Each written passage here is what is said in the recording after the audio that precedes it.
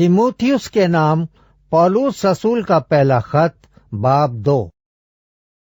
बस मैं सबसे पहले ये नसीहत करता हूँ कि मुनाजातें और दुआएं और इल्तिजाएं और शुक्रगुजारियां सब आदमियों के लिए की जाएं, बादशाहों और सब बड़े मर्तबा वालों के वास्ते, इसलिए कि हम कमाल दीनदारी और संजीदगी से अमन और आराम के साथ जिंदगी गुजारें।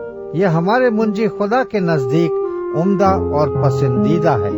वो चाहता है कि सब आदमी नजात पाएं और सच्चाई की पहचान तक पहुँचे, क्योंकि खुदा एक है और खुदा और इंसान के बीच में दरमियानी भी एक, यानी मसीह यीशु जो इंसान है, जिसने अपने आप को सबके फिदिये में दिया कि मुनासिब वक्तों पर इसकी गवाही दी जाए।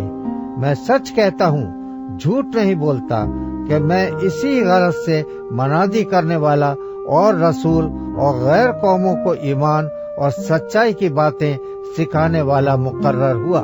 बस मैं चाहता हूँ कि मर्द हर जगह बगैर गुस्सा और तकरार के पाक हाथों को उठाकर दुआ किया करें। इसी तरह औरतें हयादार लिबास से शर्म और परहेजगारी के साथ अपने आप को संवारें, ना कि बाल गूंदने और सोने और मोतियों और कीमती पोशाक से, बल्कि नेक कामों से, जैसा खुदा परस्ती का इकरार करने वाली औरतों को मुनासिब है।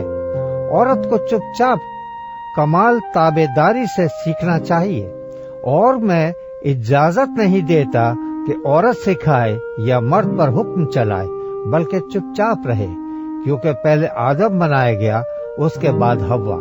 और आदम ने फरेब नहीं खाया, बल्कि औरत फरेब खाकर गुनाह में पड़ गई। लेकिन औलाद होने से नजात पाएगी, बशर्ते के वो ईमान और मोहब्बत और पाकीज़गी में परहेजगारी के साथ कायम रहें।